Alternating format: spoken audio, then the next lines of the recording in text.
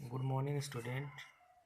Bright online class में आपका स्वागत है।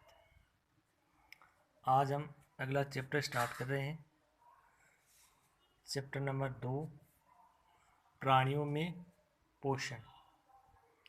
प्राणियों में पोषण, nutrition in animals. Nutrition in animals, प्राणियों में पोषण यानी कि जो प्राणी होते हैं उनमें पोषण किस प्रकार से होता है। इस चैप्टर के जो अध्ययन बिंदु हैं वो है भोजन का अंतर्ग्रहण, अमीबा में सहभरण एवं पाचन, घास खाने वाले जंतुओं में पाचन, मानव में पाचन और भोजन संबंधी अच्छी आदतें। ये इसके अध्ययन बिंदु है या इसके जो मेन मुख्य जो पॉइंट है जिनके बारे में हम अध्ययन करेंगे। सबसे पहला पॉइंट इसका लेते हैं, वो है भोजन का अंतर्ग्रहण। सबसे पहला पॉइंट है भोजन का अंतर्ग्रहण। इसमें देखिए कि हमने पिछली कक्षाओं में पढ़ा था कि जो भोजन के जो अवयव हमने पढ़े थे, भोजन में जैसे प्रोटीन होती है, कार्बोहाइड्रेट, वसा, विटामिन एवं खनिज लवण जैसे जटिल पदार्थ होते हैं। यानी ये भोजन के अवयव होते हैं। प्रोटीन, कार्बोहाइड्रेट, वसा, विटामिन, जल, खनिज लवण जैसे जटिल पदार्थ होते हैं। इन जटिल पदार्थों को सीधे इस रूप में नहीं लिया जाता है। इन जटिल पदार्थों को सीधे ही इस रूप में नहीं लिया जाता है। यानी ये जो जटिल पदार्थ है इनको हम सीधे ही इस रूप में खाने के काम में नहीं ले सकते हैं। यानी अतः उन्हें सरल पदार्थों में बदला जाता है। यानी जटिल पदार्थों को तोड़ा जाता है, तोड़कर वो सरल पदार्थ में परिवर्तित हो जाते हैं। यानी जटिल कहने का मतलब है कि जटिल खाद्य पदार्थों की सरल पदार्थों में परिवर्तित होने या टूटने के प्रक्रम को क्या कहते हैं? पाचन कहते हैं। यानी जटिल खाद्य पदार्थ है जैसे प्रोटीन, वसा, विटामिन, ये जटिल खाद्य पदार्थ हैं। इन खाद्य पदार्थों के सरल पदार्थों में परिवर्तित होने या जो टूटने का जो प्रक्रम है वो क्या कहलाता है? पाचन कहलाता है। यानी उस टूटने के प्रक्रम को क्या कहते हैं? पाचन कहते हैं। सभी जीवों को भोजन की आवश्यकता होती है। यानी कि जो भी जीव है उसको भोजन की आवश्यकता होती है। यानी ऊर्जा प्राप्त, जो जीव काम करते हैं, कार्य करते हैं, तो कार्य करने के लिए ऊर्जा की आवश्यकता होती है और वो ऊर्जा हमको किससे प्राप्त होती है? भोजन से प्राप्त होती है। तो भोजन की आवश्यकता होती है। तो पेड़ पौधे तो क्या करते हैं? अपना भोजन स्वयं बना लेते हैं। पादप या जो पौधे हैं वो अपना भोजन स्वयं बना सकते हैं। यानी प्रकाश संश्लेषण की क्रिया के द्वारा हरे पेड़ पौधे हैं वो अपना भोजन स्वयं बना लेते हैं।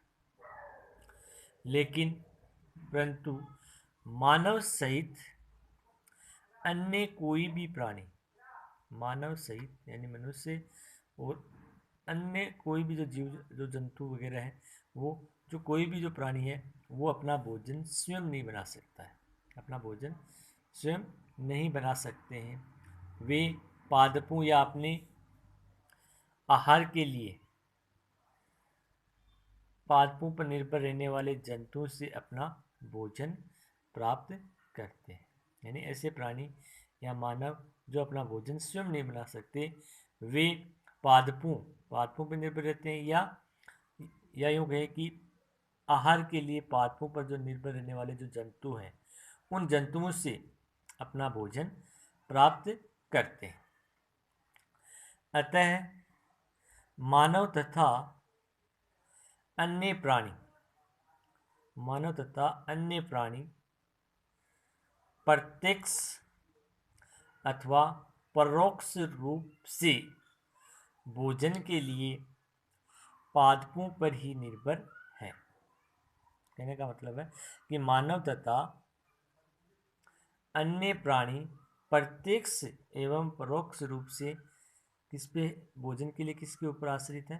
पादपों पे आश्रित है। यानी पेड़ पौधों से ही अपना भोजन प्राप्त करते हैं।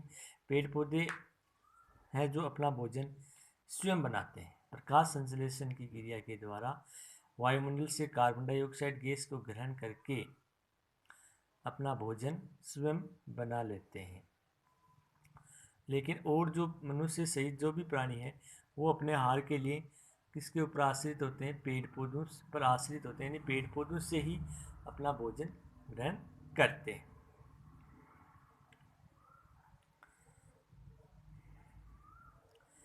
जीवों को भोजन से ऊर्जा प्राप्त होती है, यानी कि जो जीव जंतु है उन जीवों को भोजन से क्या प्राप्त होती है? ऊर्जा प्राप्त होती है। यानी ऊर्जा प्राप्त करने के लिए किसकी आवश्यकता होती है? जीवों को भोजन की आवश्यकता होती है, जिससे वे शरीर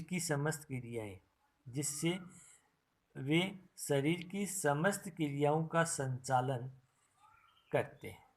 शरीर में होने वाली जो क्रियाएं हैं उनका संचालन ठीक प्रकार से कर सकते हैं। जंतुओं द्वारा अपनी शारीरिक वृद्धि, अपने जो शरीर की जो वृद्धि है, विकास यानी डेवलपमेंट एवं अच्छे स्वास्थ्य के लिए, अच्छे हेल्थी यानी अपना जो स्वास्थ्य, गुड हेल्थ, अच्छा जो स्वास्थ्य बना रहे, उसके लिए आवश्यक भोजन ग्रहण करने की प्रक्रिया क्या कहलाती है? पोषण कहलाती है। क्या कहलाती है? पोषण कहलाती है। एक बार फिर से रिपीट कर रहा हूँ इस परिभाषा को, जिसको आपको याद करनी है कि जंतुओं द्वारा अपनी शारीरिक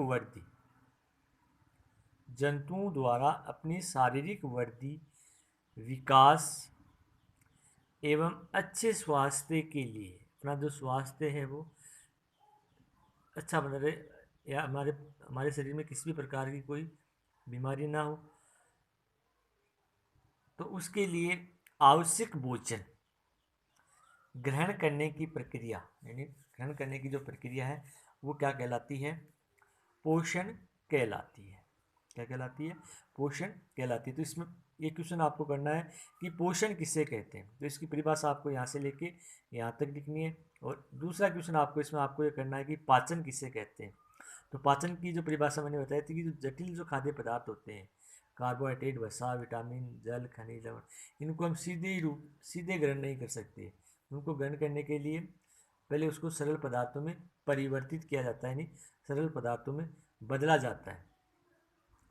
तो पाचन किसे कहते हैं? इस क्वेश्चन का आंसर यही होगा कि जो जटिल खाद्य पदार्थ हैं, जटिल खाद्य पदार्थों के सरल पदार्थों में परिवर्तित होने या टूटने के प्रक्रम को क्या कहते हैं?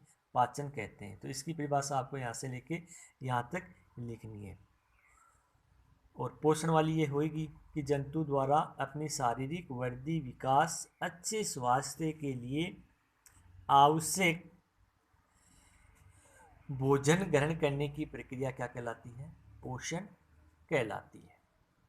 ये हो गया भोजन का अंतर्ग्रहण। भोजन का अंतर्ग्रहण का मतलब भोजन को अंदर लेना, भोजन को अंतर्ग्रहण, यानी इसका जो पहला पॉइंट था वो कंप्लीट है।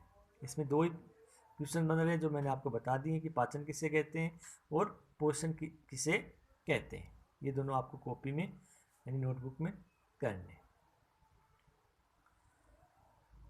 उसके बाद अगली क्लास जब होगी उसमें जब हम पढ़ेंगे कि अम्बीबा में सहभरण एवं पाचन, अम्बीबा में सहभरण एवं पाचन।